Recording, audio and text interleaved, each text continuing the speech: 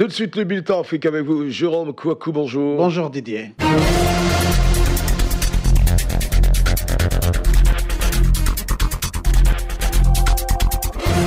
Bonjour à tous, faisons le tour du continent en 10 minutes seulement. L'économie zimbabwéenne de nouveau sous le joug d'une crise monétaire. À court de liquidité, le pays enregistre une série de fermetures d'entreprises laissant craindre une aggravation de la crise économique. Les panneaux de fermeture habitent désormais le décor des grandes villes du Zimbabwe. Depuis le début de la semaine, plusieurs petites compagnies ont fermé boutique. Les plus touchées par cette vague de fermeture sont les chaînes de restauration rapide, dont l'enseigne américaine KFC. Au Mali, le gouvernement veut réquisitionner les magistrats en grève depuis 11 semaines. Ces magistrats réclament toujours une sécurisation des tribunaux ainsi qu'une révalorisation des salaires. Asta Sidibé. Au Mali, après 11 semaines de grève de la magistrature, le gouvernement décrète la réquisition des magistrats en grève. Des magistrats qui réclament toujours une sécurisation des tribunaux ainsi qu'une révalorisation des salaires. Malgré plusieurs rencontres entre les autorités et les syndicats, chacun est resté sur ses positions et chacun hausse le ton. Depuis mardi soir, le gouvernement tente de remettre les magistrats sur le chemin des tribunaux. C'est dans un décret lu à la télévision nationale que la ministre de la fonction publique vient officialiser les bruits qui couraient depuis 24 heures. Les procureurs, magistrats de la cour d'appel ou des différents tribunaux sont tous réquisitionnés d'office pour reprendre le travail. Selon la déclaration du gouvernement, le mouvement entamé le 25 juillet ne respecte pas le service minimum. Depuis plus de 70 jours, les audiences ne se tiennent pas, les actes ne sont pas délivrés. En bref, la justice est totalement à l'arrêt. Pour justifier ce décret de réquisition, le gouvernement s'appuie sur l'avis rendu par la Cour suprême la semaine dernière sur demande du Premier ministre. Selon cette haute juridiction, la grève des magistrats est illégale. Un avis fustigé par les syndicats qui rétorquent que cette consultation n'est pas conforme à la loi. Selon les magistrats, le Premier ministre ne peut consulter la Cour suprême uniquement sur des projets de loi ou sur des projets de décret. Et toujours au Mali, au sujet de cette grève des magistrats, après la réquisition prononcée par le gouvernement, les magistrats ont aussitôt réagi. Ils ne reprendront pas le chemin des tribunaux, pas avant que leurs revendications ne soient entendues par les autorités. Le bras de fer entre gouvernement et magistrats dure depuis 11 semaines, on l'a dit. Les juges réclament une sécurisation des tribunaux et une augmentation des salaires décidée en Assemblée générale hier mercredi. La grève illimitée se poursuit donc, et cela malgré le récent décret du gouvernement imposant la réquisition des magistrats. La décision a été publiée sur le site internet de l'autorité israélienne de l'immigration. Israël estime qu'il n'y a pas d'obstacle au retour des citoyens de la République démocratique du Congo dans leur pays.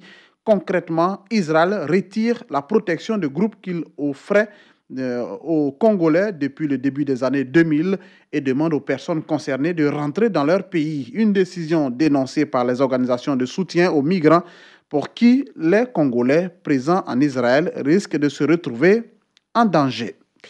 Au Sahel, Florence Parly, ministre des Armées, était en visite au Tchad lundi, une visite consacrée en grande partie à la lutte contre le terrorisme au Sahel et à l'opérationnalisation du G5 Sahel. Florence Parly est ministre français des Armées. Le G5 Sahel, une coalition des 5 pays de la région qui font face au terrorisme avec l'appui de la France. Au Sahel, c'est bientôt la fin de la saison des pluies. Avec l'achèvement des terres, les terroristes pourraient retrouver de la mobilité et mener des attaques contre les populations et les forces de sécurité. C'est pourquoi il faut agir vite, redéployer les forces pour contrer la menace. Selon RFI.fr, c'est la raison du voyage au Tchad de Florence Parly, qui était au Mali et au Niger en juillet 2018. Le G5 Sahel, qui comprend la Mauritanie, le Mali, le Burkina Faso, le Niger et le Tchad, est à la peine, faute de moyens. Dans certaines parties de ce vaste territoire d'Afrique, les troupes sont même défiées par les terroristes. C'est pourquoi Paris, qui est le partenaire de ces pays, essaie de porter la cause en plaidant pour un soutien de la communauté internationale, sans quoi le Sahel, mais aussi le pourtour du lac Tchad, où les islamistes de Boko Haram ont repris les attaques, risque de se transformer en un vaste sanctuaire de terroristes. Au moins 180 000 Congolais venus d'Angola sont rentrés librement en République démocratique du Congo depuis le début du mois. Parmi eux, on dénombre plus de volontaires que de refoulés. Djenebou Karamoko. À l'origine de leur départ, une opération initiée par les autorités angolaises contre les personnes vivant en situation irrégulière. Ce départ en grand nombre se justifie par la violence des forces de l'ordre lors des opérations menées contre les étrangers. Selon une ONG congolaise et plusieurs médias angolais, ces violences ont causé au moins une dizaine de morts dans les rangs des immigrés. Une information qui a été démentie par le porte-parole de la police locale angolaise. À Kinshasa, aucune action humanitaire n'a été entreprise depuis l'arrivée en masse de ces Congolais. Les postes frontières congolais ont confirmé ces derniers jours le passage des milliers de citoyens de la RDC. Certains passent la nuit à la Belle Étoile, d'autres dans des églises et des écoles, des localités avoisinantes. L'Angola, qui compte quelques 28 millions d'habitants, abrite 3 millions de citoyens étrangers, dont une moitié d'illégaux. La plupart vivent dans les zones d'exploitation du diamant, une des principales ressources du pays. En Éthiopie, des soldats sont descendus hier mercredi dans la rue pour réclamer la révalorisation de leurs soldes, une doléance à laquelle le Premier ministre Abiy Ahmed entend répondre sous peu. La centaine de soldats arrivés à la primature a demandé des augmentations de salaire et une restructuration des opérations militaires, des doléances apparemment prises en compte par le Premier ministre Abiy Ahmed qui les a reçues et promis de régler le problème au plus vite. Toutefois, Abiy Ahmed leur a reproché la mauvaise procédure utilisée pour faire valoir ses revendications tout à fait légitimes. À l'occasion de la journée mondiale contre la peine de mort, des chefs d'État africains ont exprimé leur hostilité à la peine capitale, un châtiment souvent dénoncé par des ONG de défense des droits de l'homme. L'Humanité célébrait hier, mercredi 10 octobre, la journée mondiale contre la peine capitale, une journée instituée en 2003 pour faire la promotion de l'abandon de cette sentence.